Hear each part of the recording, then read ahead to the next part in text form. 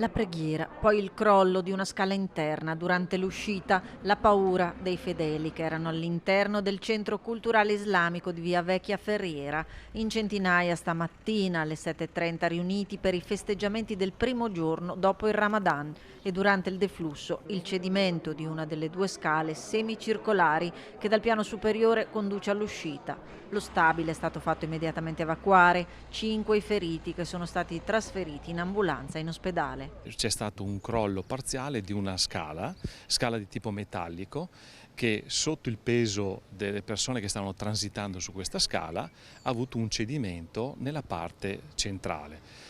In questo caso il cedimento ha fatto sì che ha coinvolto alcune persone che si trovano nella parte sottostante e di cui 5 persone sono state portate alle cure da parte dei sanitari, sono state portate alle cure del pronto soccorso.